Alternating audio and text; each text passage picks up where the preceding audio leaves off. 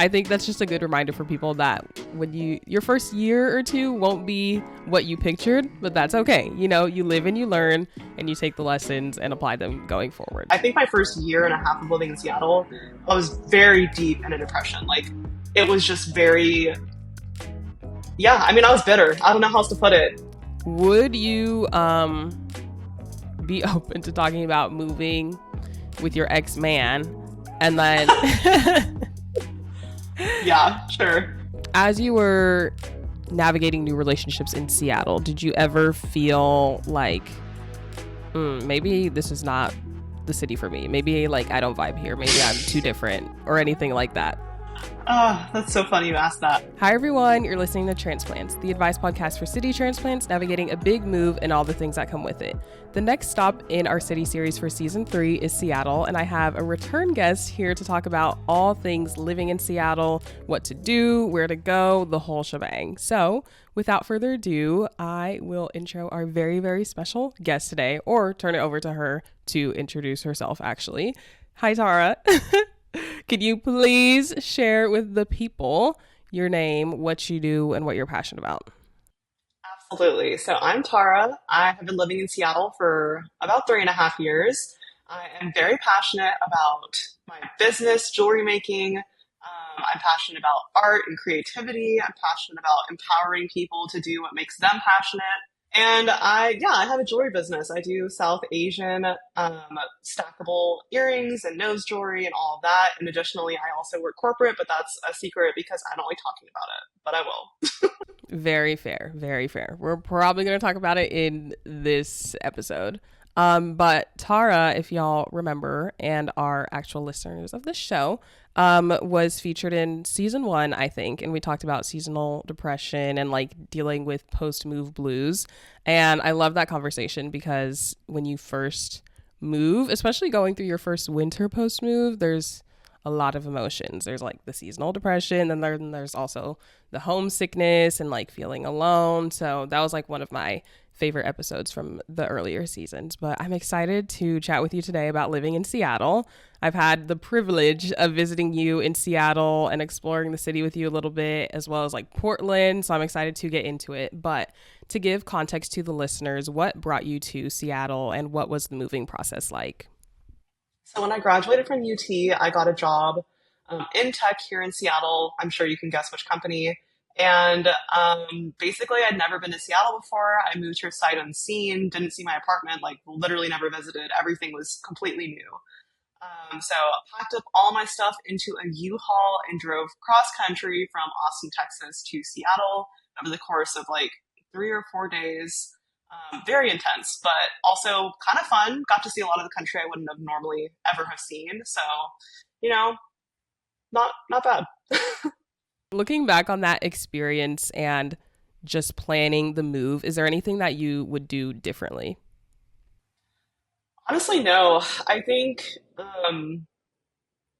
actually, yes. I think I would do something differently. I think that I would plan out more time on the trip.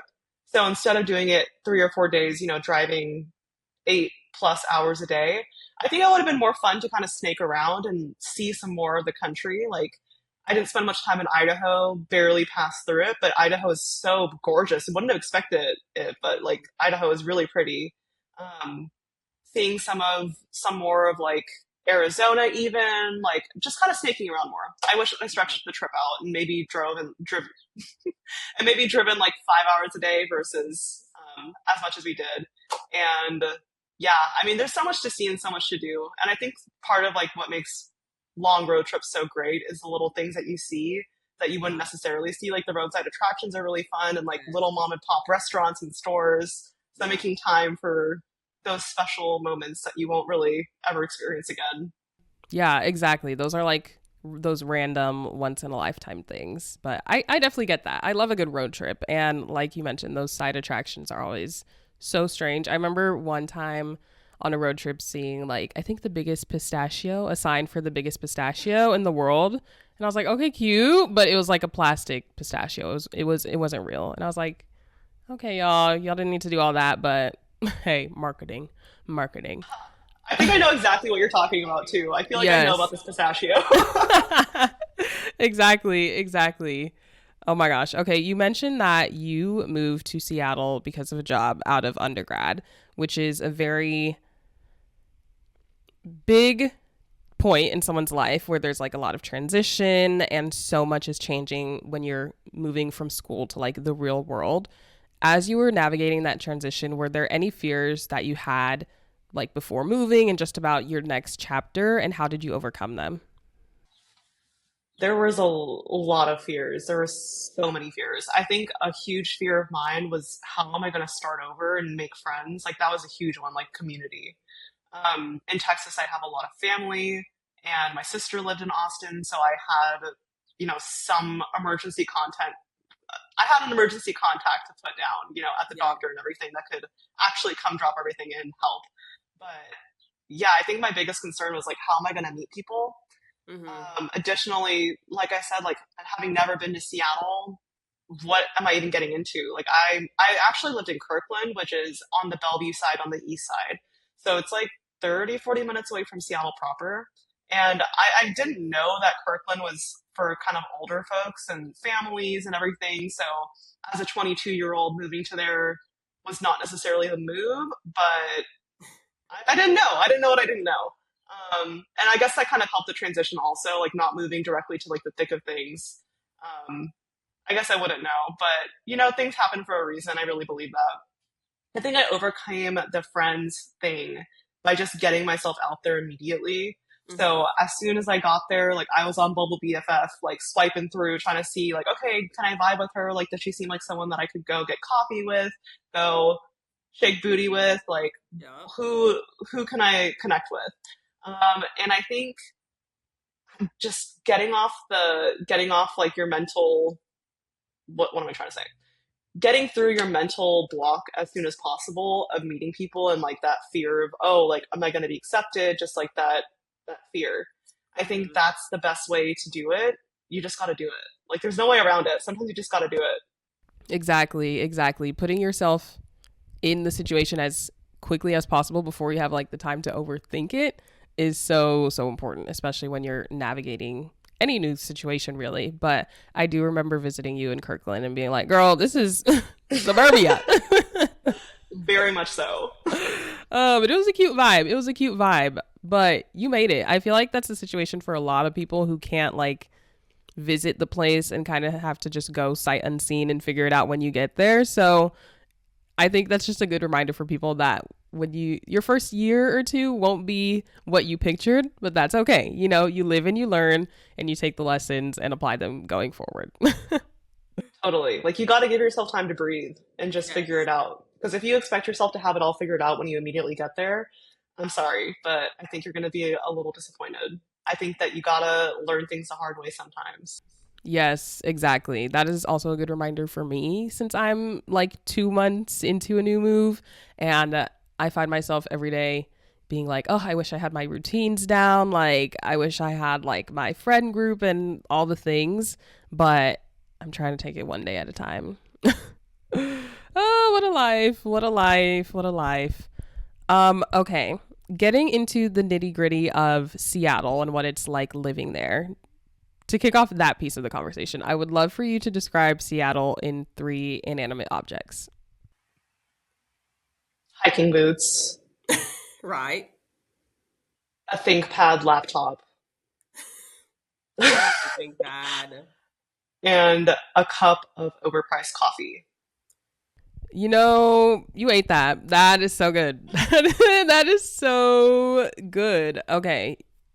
I want to click into the hiking boots more because Seattle is very much from the outside looking in gives very like gorpcore, like Yes. everyone's always in the mountains, everyone's wearing those like what are they, chacos or those those Yeah. sandals with their dogs out and all that fun stuff. I knowing you and the person you are, you're a very like creative, maximalist, colorful gal.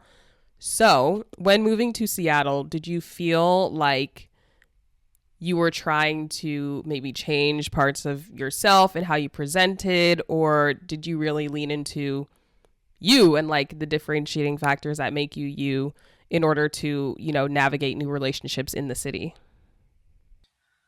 I think I've always kind of marched by the beat of my own drum, and Seattle is a total sea of gray and black and everything. And I mean, I have a lot of black in my wardrobe, but I think I definitely tried my best to lean into what makes me me, especially because I moved right before the winter, and it's really easy to Mm-hmm. lose yourself in the gray, dreary Seattle weather. Mm-hmm. Um, and I think actually talking about that more, like I was working remote my first 6 months or so.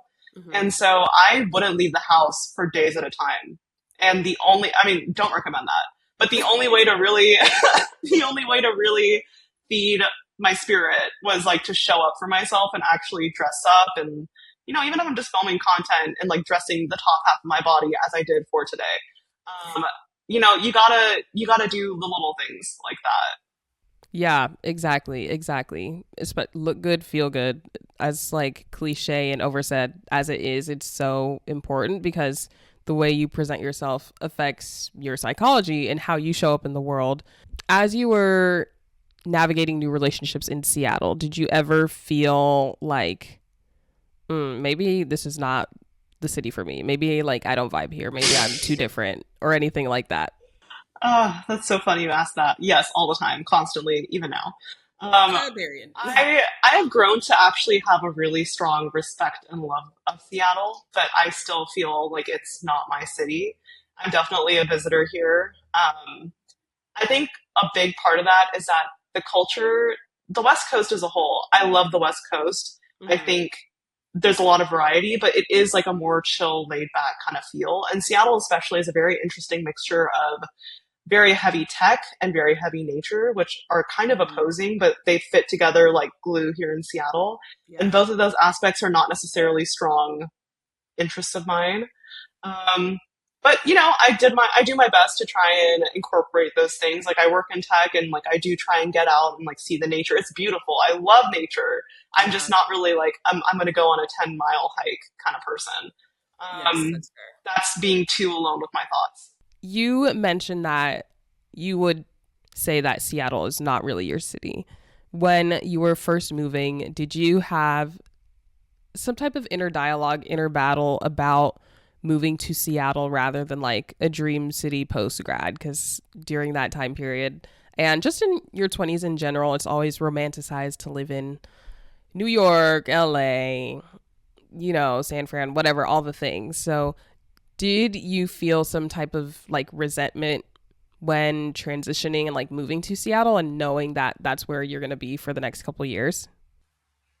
Resentment is a really good word, and absolutely. My dream has always been like I would love to live in New York, for the reason that everyone always says: the energy of the city, the opportunities, the people, everything about it. Um, but moving to Seattle was definitely a head over heart decision, and my job prospects were strongest here. I got an offer in New York for 60 grand, which is, it would not give me the living situation of which I was accustomed to. And so I Mm-hmm. wasn't really prepared to have roommates like that. Like I just, as a very introverted person, I can't live in a place with three people. I just don't think that like situation works for me.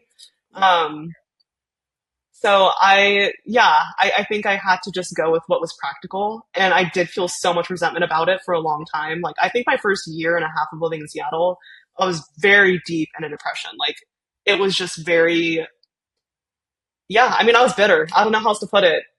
I was That's very bitter. fair. That's Yeah. fair. Yeah. How did you feel like you were able to work through that?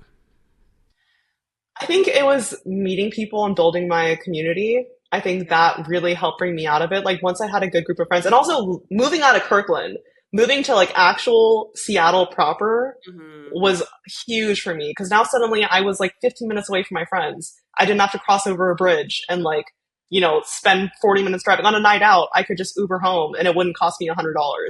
Um, I think that was so huge to me overcoming that bitterness. I think also just Mm-hmm. finding my place in, okay, I have my ideal of what I think life should look like, and I can still have that. I can still, that can still be my life, but that just isn't my reality right now. That doesn't mean it's never going to be my reality. And so Mm-hmm. I think it's really important to also kind of have that talk with yourself of like, what am I willing to accept for now? And if your now situation is good enough that you can make it work until you can get to that future state, then make Hmm. it work. You can still get there later. Yeah, I love that. And I feel like that's a come to Jesus moment that a lot of people are having right now, especially with the current political climate and the economy that not only the US, but the world is going through right now. A lot of us are taking, a hard look at our mental state, a hard look at our finances, and really understanding what is important to us and what we can prioritize with like the resources and the reality that we're living in right now. And I feel like you've been able to do that beautifully in Seattle, despite starting in like a bitter headspace, you were able to work with what you got and build a beautiful life for yourself, which I think is so beautiful and a testament to you and the person you are. And hopefully, the transplants listening can take some lessons from you as well. But as you've been able to grow more accustomed to Seattle, what would you say are some of the best things about living there, as well as some of the worst things about living there? There are so many good things. I've been very negative Nelly, but honestly, Seattle is wonderful. I think, like I said, like the nature, oh, it's so beautiful. It's Yeah, so it's green. insane. It's so stunning. And I mean, you drive 45 minutes out of the city and suddenly you're in this like wonderful forest landscape. Like you drive south to Portland and Oregon and you have this like gorgeous lush forest that it's like fairy tale book Hmm. gorgeous. It's so pretty. Um, I think the nature is such a huge plus. And even though it's rainy and gray, like the rain isn't that bad. I think it took me some years to get used to it, but the rain isn't rain that you experience in the South where it's a downpour, you can't do anything. It's more just like a Hmm. mist. You just put on a raincoat. We don't use umbrellas here, we use raincoats. But you just put on a raincoat, put your head down, get through it. Um, so actually, I guess that would be more in like the difficult portion, but like it's not even that bad. Hmm. Um, on the pro side again, I think that there's a lot of walkability, which is amazing. Having lived in somewhere like Austin and Dallas, which are very much like you pretty much need a car for anywhere in Texas. Yeah. Living in Seattle is wonderful. Like you don't really need a car if you live in SLU or Cap Hill or any of these like cities that are really or neighborhoods that are really densely populated.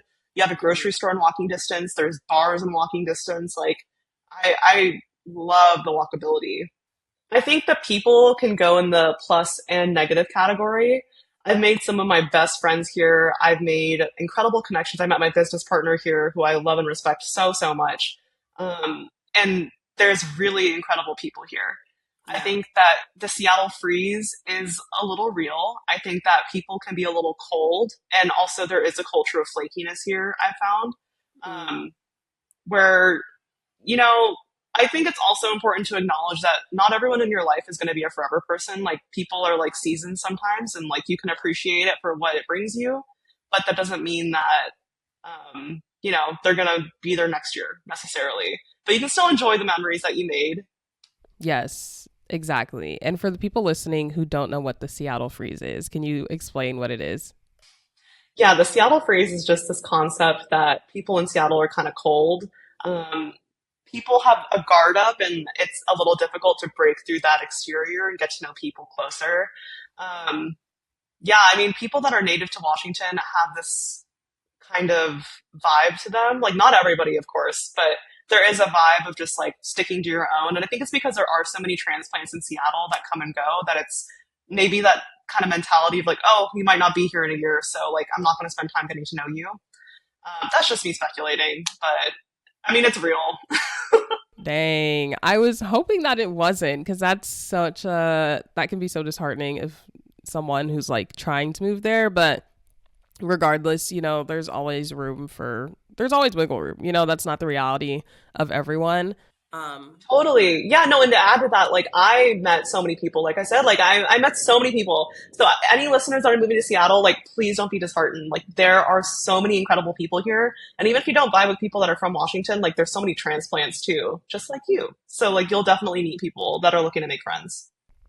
Okay. I was hoping the Seattle freeze, we'll call it a semi myth. But are there any other Seattle myths that you want to debunk?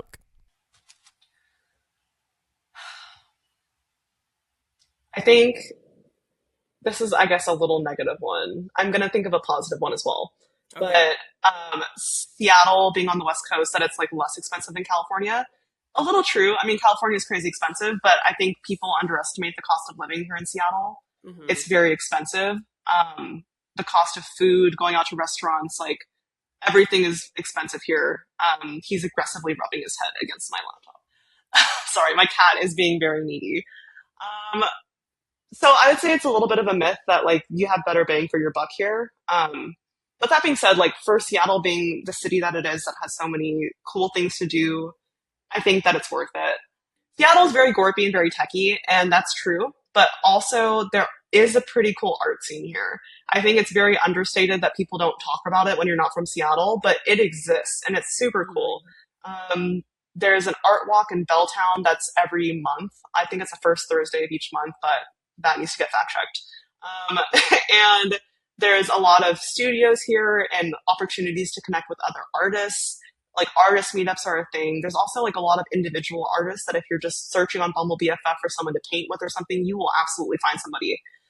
Um, I think that there's also amazing music here. A lot of people come on tour here, which is great. If you love live music, like most likely your favorite artist will come to Seattle, which is great Hmm. for going to concerts. Yeah. And I think also like something really cool I did recently was go to this jazz club. So there's like a lot of gems that you can go to. There's a lot of things that you can find that I think are unique to Seattle. And if they're not unique, you can find it in Seattle. So that's a plus. Love that. Yeah, every city has its own like hidden pockets, hidden gems. And I feel like on the art scene piece, I feel like I've also heard that a lot about Portland, which is very close by. How would you compare the two cities if someone's looking at both? Seattle feels more grown up. I think Portland is a lot more. Here's how I would describe it. Portland is like the younger brother or younger sister that's like kind of more free spirited, free willed. It's less expensive to live there. The restaurants are really good. Like there's a lot of really great things to do in Portland, but it just feels a lot more relaxed. Like I would kind of relate it to Austin, and I would relate Seattle to Dallas, in that it's more grown up, older sister vibes. Like there's a lot more structure to Seattle, I feel, than Portland. Hmm. Both great cities, but it's nice that they're both so close, like you said, because you can just go visit and jump back and forth if you'd like, you know? So Seattle has definitely grown on you in the years and time that you've spent in the city. What is the biggest ways that the city has surprised you? I think I'm surprised by the nightlife a little bit, and that my expectations were lower because it's a little sleepier, especially in the winter. Hmm. But come summertime, people are out and about. You got to take advantage of every single second of sunlight and the Hmm. warm weather. Like it's the most magical thing I've ever experienced is a Seattle summer. So Hmm. I think that surprised me was how amazing the summer is, and also like how fun it can be to go out here. Hmm. Those are the two main things that come to mind. Yeah, I was lucky to spend a couple days during the summer in Seattle slash Portland.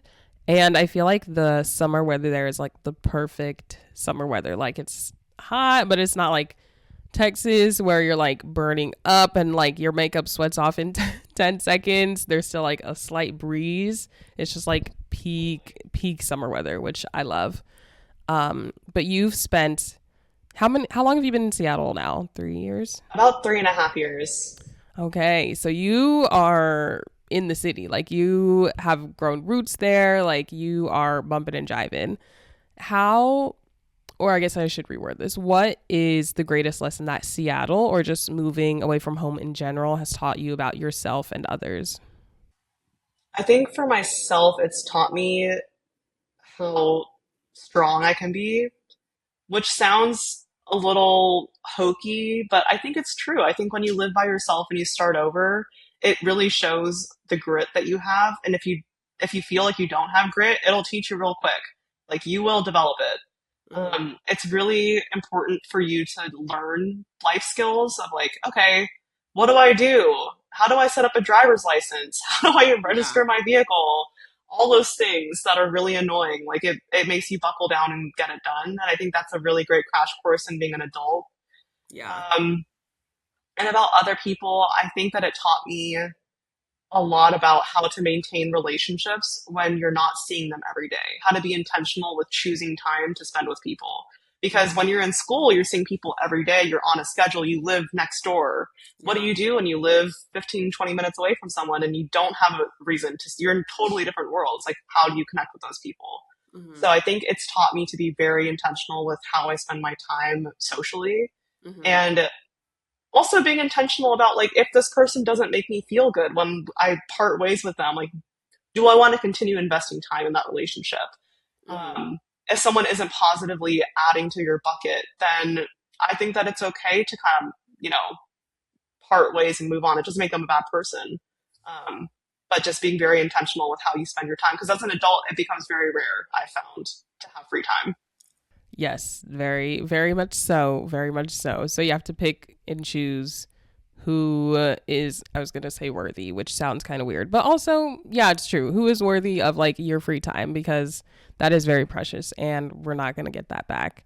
One thing that some transplants may be going through is a relationship and how that can affect their living situation, whether they're going to be long distance with someone or working towards a future where they live in the same city. There's many different scenarios. But when you first moved, you were navigating a similar situation, and I would love for you to speak on that if you can, navigating a move on top of a relationship and how that impacted you in like the immediate aftermath. Totally. So I was with somebody that I'm no longer with. And he moved me, like we moved together to Seattle, and then he went back to Texas and lived there for a few months while he saved some money, and then eventually moved up to Seattle to be with me. And nothing will stress test a relationship quite like moving. And I think overall it's a positive thing. I do tarot, and if you're not familiar with tarot, a card in tarot is called death, and that's not a bad card. It's just means something's ending and something new is beginning, and it means like transformation is going to happen if you follow along the same path that you're on. And I liken moving kind of to the death card. Actually, it's a very good analogy. It is like the death card because your whole life is changing. Your life is ending as you know it, and a new one is starting. And if your relationship is meant to be, it'll continue. And if it's not, then I think it'll end. Like I think that's comes kind of hand in hand with being in a new situation around new people. You'll see how people really are, and they'll kind of reveal themselves. Um, and I think that if you're putting your dreams aside, an opportunity aside, because you don't want to be long distance with your partner, I think that's a mistake. And I think that you need to prioritize yourself. If you're married, I understand like that's a different ball game. But if it's a boyfriend you've had for like 3 months, what are you doing? That is not your soulmate if they don't support your decision to go be somewhere else and do what you need to do. Amen to that, sister. Amen to that. It hurts my heart because I feel like there's so many people in the world who are navigating maybe a toxic relationship or partners who don't support their dreams and their passions and things like that. And sometimes the distance helps you get clarity on the situation. Like maybe you need to spend like a month or so away from them, and that can solidify the decision like, hey, we need to we need to cut ties. But yeah, if you're navigating distance in a relationship with a fresh move, it's use it as an opportunity to really evaluate, especially if you're in the early stages, use it as an opportunity to evaluate the state of the situation, if it's, something that you want to pursue long term, because although people say the dating pool is not great right now, it's better to navigate that than be in a, toxic relationship that is not feeding you your future and things like that. If I can speak on that also, I think people have that mindset that the dating pool is bad. And I don't want to negate that perspective because, I've been in the dating pool and, seeing what's out there, it's not like the most enticing, motivating thing. But I also think having that mindset is a scarcity mindset, and you have to believe that there is the right person out there for you. I think that if you have the mindset that there's only trash out there and like, oh, these men are garbage or women are garbage, whatever, that's what you're going to find if you have low expectations. And I think that if you have the boundaries for yourself of this is what I expect from a partner and this is what I'll accept, then it'll find you when it's the right time.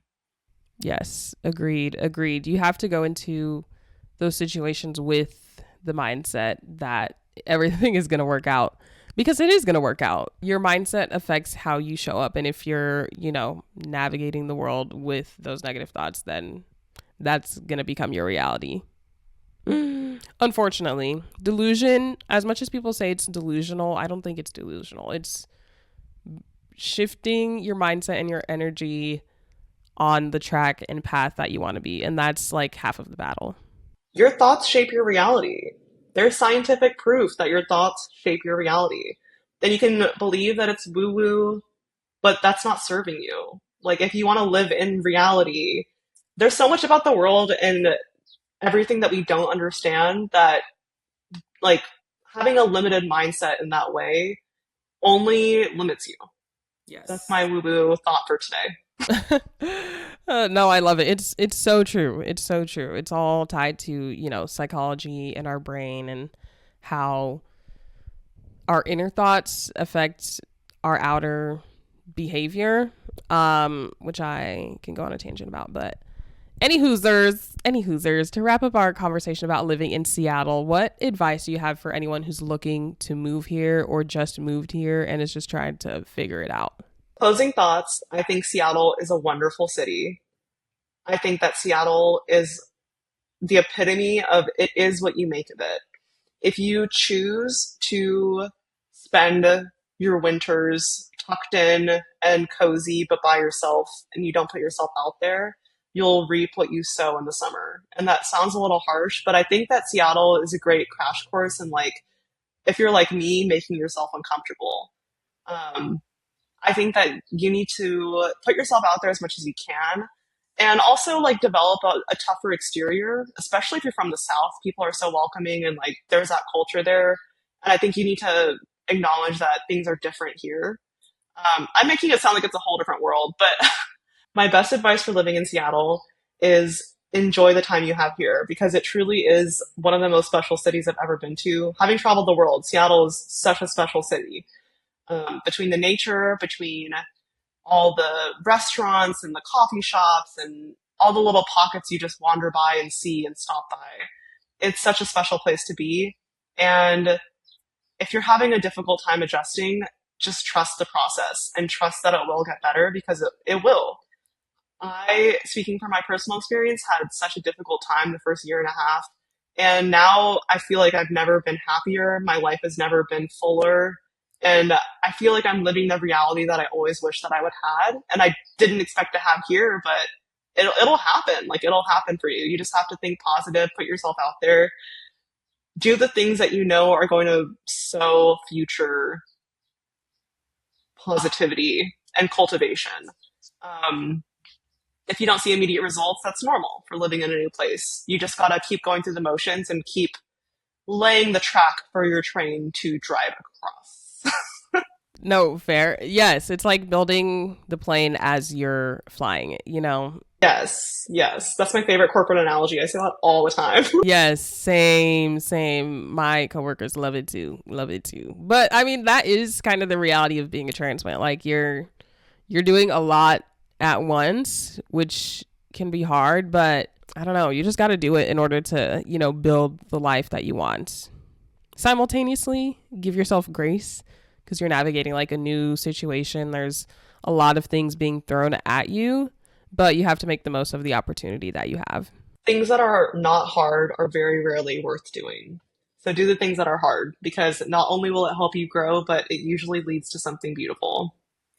Amen, amen. On that note, one thing that we are introducing starting this season is an advice segment called The Operating Room, where listeners can write in their dilemmas, transplants around the country of any situation that they're navigating with their move, being in their 20s, all that fun stuff. So I'll read our little dilemma here and then we can hopefully give our listeners some advice. Love it. Okay, so this listener says, I moved to a new state a year ago to start my first corporate job, and as a result, my girlfriend of 3 years and I have been long distance for the past year. She still lives in our college town, but is trying to get a new job closer to where I am. The job search has just been really hard on her with the current climate in the US. Nevertheless, we have finally started to get into a good groove with communication and visits, but I feel like something has changed over the past few months. She's been sharing more stories about her new coworker that started working at her job, and it seems like they're getting real close, too close for my liking. How can I bring this up to her without coming across as controlling? Ooh, that is a dilemma. And when you're doing long distance, I personally have not. So I mean, I guess I have for a few months, but not for as long as this listener. Mm-hmm. Um, but I think that it's like they said, communication having improved. I think that's excellent. And I think the only way to get through something like that is to just talk about it. I think you Mm-hmm. need to come from a place that's non-confrontative, Yeah. um, non-confrontational, and ask them, "Hey, like I've noticed you've been talking about this coworker a lot, and I just don't really know them well, and it seems like there's something a little stronger going on." Mm-hmm. Um, I think asking for affirmation from your partner is totally healthy, but I also think that you need to maybe prepare yourself potentially. Oh. Um, Trust is important. Obviously, Mm-hmm. trust your partner.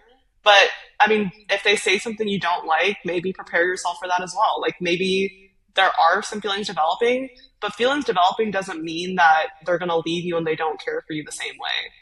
That means that, attraction comes and goes, and it's also a choice. I believe that it's a choice. Feelings are a choice. And if they're committed to the relationship and they're honest about where they're at, then they can choose you. They can choose you Mm-hmm. and they can choose to understand and acknowledge that this relationship between this coworker is making you uncomfortable and they need to close things off Yeah. and keep things more professional. Um, Ultimately, your relationship should take priority, in my opinion. And Yeah. so, while friendships are really important, I think that if they care for you the way that they should, having been together as long as you have, then they will understand your discomfort and do what they can to accommodate. Yeah. Makes sense. Yeah. You shared so many good nuggets. And before I even respond to that, I would love for you to speak more on feelings being a choice. Because I feel like Yeah. yeah, elaborate. I think that people are in this culture, I feel like in the US, it's very like, oh, I love him. Like, I feel the spark. I feel this, like, whatever. But I think in like countries like, I don't know, arranged marriage comes to mind, but it's like feelings are a choice. Like, feelings can develop. You can choose whether you want to feel a certain, hold on. I'll tell an anecdote. So there have been many times I've been in a relationship with a person, and it's because of this initial spark and this initial attraction. And it feels great and it's like amazing. And it's like, wow, this connection is like incredible. But sparks are just that. Sparks can either grow into this beautiful fire that is everlasting, that maintains, but it's not going to feel like that spark anymore. It's going to feel like something that's so much bigger and better, but it feels different. And when you have that fire going, maybe you miss that spark and you're like, oh, I met this person and we just had this chemistry, they had this charisma and the spark felt amazing. But sparks go out, it eventually will either go out or it'll turn into a fire. And if you already have a fire cultivated, do you want to tend to that fire and maintain what you've built? Or do you want to put out that fire and douse it in favor of a spark that may also just go out? So in that way, I think that feelings are a choice. And if you're in a relationship, your commitment is to that partner. And if you choose to extinguish that fire in favor for another spark, um, you need to acknowledge that that's a choice you're making. Mm-hmm. Mm-hmm. I get what you're saying. I get what you're saying. Would you also say that love is a choice? I think love, this is so funny that you say this because this is a fight I would always get in with my mom. And I think this is like my mom speaking through me a little bit. And I've grown to understand that actually I think she's right. Love is a choice. Um, it's not always a choice. Sometimes you just love somebody, but like you can choose to be in that situation or not. You can choose to remove yourself, and it doesn't mean the feelings are gone. But like I think love is a mixture of feelings and also it's head and heart. Um, and if things don't align, if you love somebody but they want a different lifestyle, they don't want to live in the city that you really want to live in. They don't want um, kids, and you really, really want kids. Mm-hmm. Those are things that are at odds that you can't overcome. Like Mm-hmm. there's some things that you can overcome. And in that way, I think love is a choice that you need to choose yourself. I think you always need to choose yourself. Um, that's not to say if you have kids, like, oh, fuck them kids. I think that you need to maintain yourself as a priority in your 20s.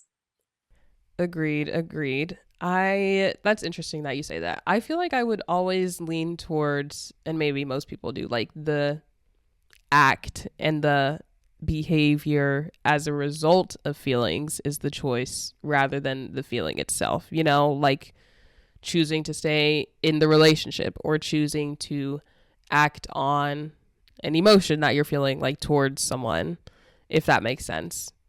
No, I totally agree. That's what I'm trying to communicate. I don't think I'm explaining this well, but that is exactly what I mean. Because yeah, just because you have those feelings for someone doesn't mean that you have to nurture that. Yes, yes, yeah. Like I think about when people are in relationships and they say like, "Oh yeah, this person is attractive."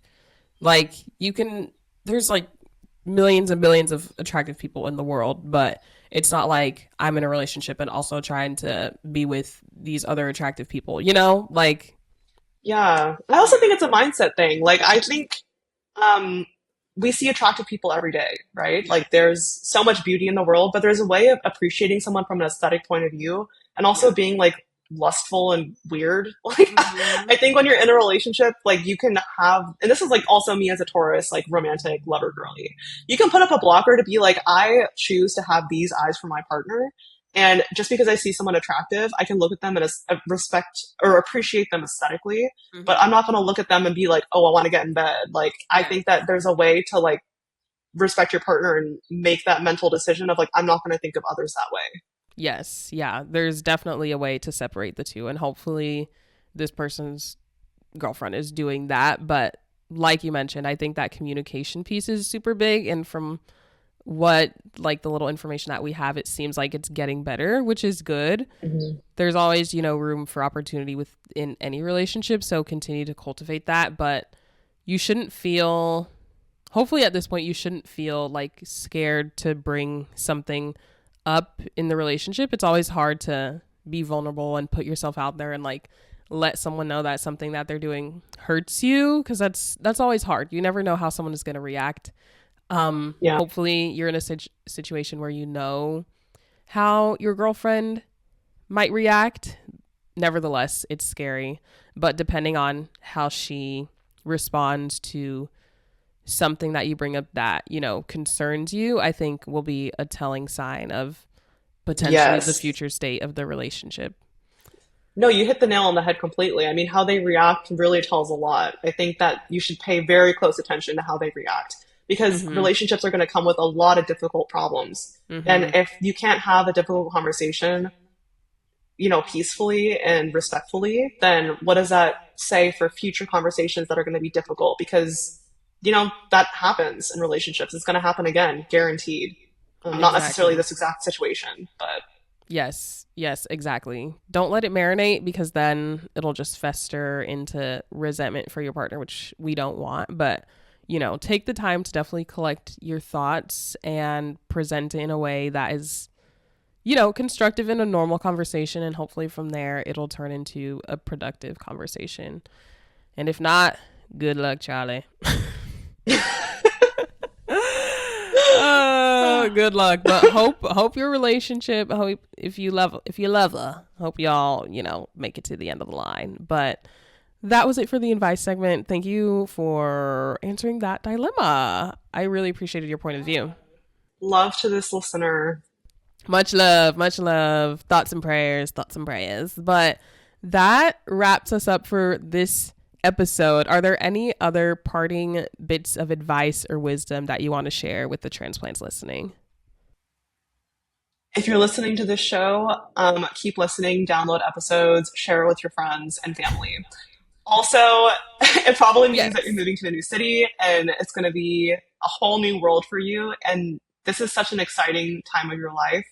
Really make the most of it. You know, people are never in their 80s and 90s and like, wow, I wish that I had less cool experiences. I wish I put myself out there less. You know, that very Mm-hmm. rarely happens. I Yeah. think that you need to just put it all out there like you're playing a championship game, leave it all out on the field.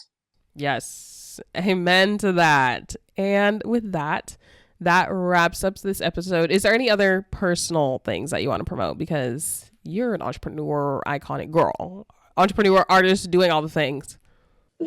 Yes, follow my art account, Bejal X Tara, TEJALXTARA, and also check out my jewelry business, Kaju Studios, KAJU Studios. I think that's all. That wraps up this week's episode. Thank you so much to everyone who's listening. Please be sure to rate us 5 stars and follow us anywhere you listen to your podcasts, as well as on all the social apps. We're on Instagram, TikTok, and Threads at Transplants Podcast. And if you're interested in moving to Seattle, I have a very extensive transplants guide to moving to and living in Seattle with places to live, restaurants to check out, all the things that you can access at the description of this show. Tara, again, thank you so much for being on the show for the second time. My first repeat guest. I love you so much. Love you so much. And I can't wait to visit you in Seattle again. Thank you so much for listening, everyone. And remember, you're not as alone as you think.